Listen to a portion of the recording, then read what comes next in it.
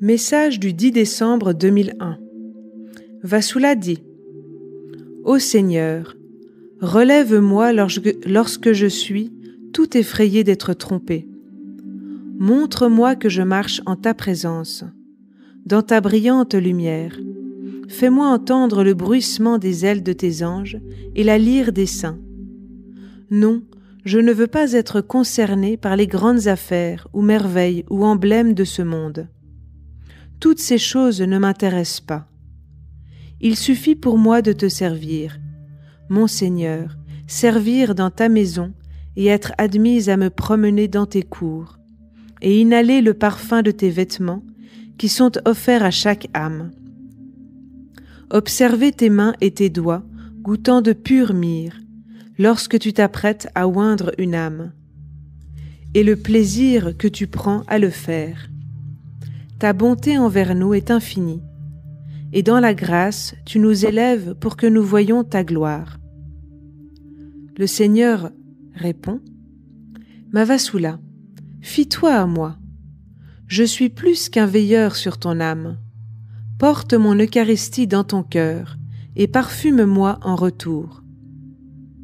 Je suis l'auteur de cette grande œuvre. Adoucis mon cœur, car je suis plein de chagrin et de déception.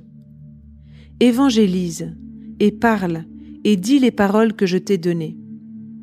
Embellis mon Église, et comble les cœurs et l'esprit de mes enfants de tout ce que je suis. Efface tes peurs d'être trompé. Tu ne l'es pas. Je suis ton Père, et je prends soin de toi. Peut-être, ma fille, devrais-tu venir plus souvent à moi pour écrire? Cela te plairait-il? Oh non, je te trouverai le temps. Vassula dit: Et toi, le veux-tu, mon Seigneur? J'embrasserai ta réponse. Le Seigneur dit: Ma fille, j'ai encore devant moi beaucoup de pages blanches qui ont besoin d'être remplies en les oignant de mon noble thème. Mon œuvre est comme une broderie. J'ai dessiné tous les détails sur le tissu. Pour cette raison, je devais trouver une pièce de tissu vide sur laquelle je dessinerais de ma propre main les motifs ornementaux de rose que j'avais à l'esprit. Avec un fil d'or, je t'ai brodé, donnant vie aux roses pour qu'elles répandent alentour leur douce senteur, parfumant tout le cosmos. Tu es également comme un livre sonore. Là également, il reste encore quelques pages à remplir. Tu es l'œuvre de mes mains, et je dois compléter mon œuvre. As-tu entendu? Le zèle de ma maison me dévore. Vassula répond: Oui, mon Seigneur, je l'ai lu dans ta parole. Le Seigneur reprend: Je suis le gardien de ma maison et de ma maisonnée. Je suis tourmenté de voir ma maison être déchirée. As-tu lu? À être négligée, la poutre du toit cède.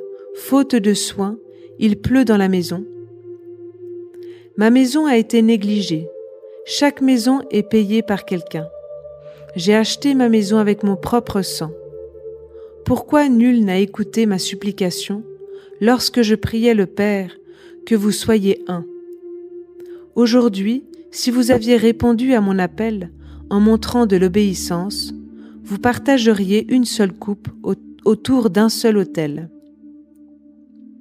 Vassula dit: Ah Seigneur, mais combien croient vraiment que c'est toi qui me parles, nous disant que ton plus grand désir est l'unité. L'unité est partager une seule coupe, tous assemblés autour d'un seul autel. Le Seigneur dit: Ils doivent ouvrir leur cœur et ils croiront.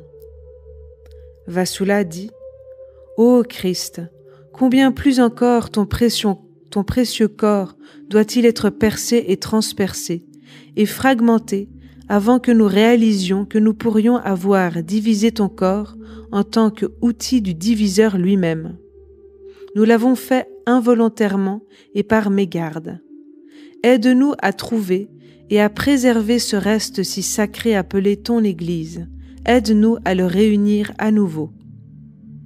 Le Seigneur dit: Si les églises sont capables de dépasser les obstacles négatifs qui les empêchent de s'unir, obstacles qui, selon les Écritures, sont contre l'accomplissement de l'unité de foi, d'amour et de vénération entre eux, je serai fidèle à ma promesse d'accorder un temps de paix dans le monde entier.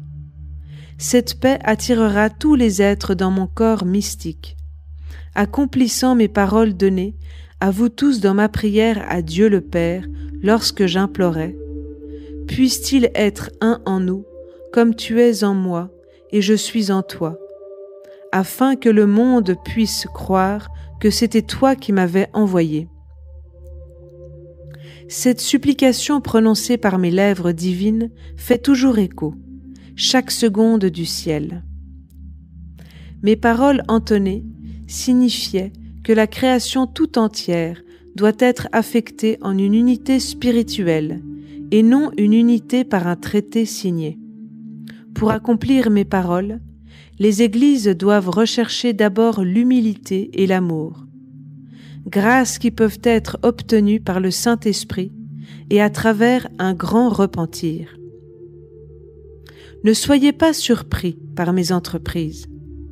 Celui qui est appelé par grâce devient un avec le Dieu Trine et n'est plus seul, parce que nous vivons en lui, nous l'habitons, ayant ainsi fait en lui notre demeure, nous le possédons, et il nous possède.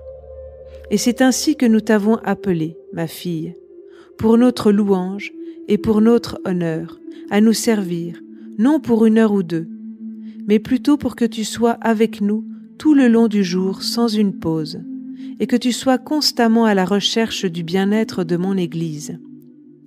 Puissent tes labeurs apporter la paix, et que l'Église bénéficie de toutes mes paroles, et que, ce faisant, elle se reconstitue avec mes bénédictions. Puisses-tu faire des progrès dans mon amour divin, ma fille, et que mon baiser rafraîchisse ton corps et ton âme.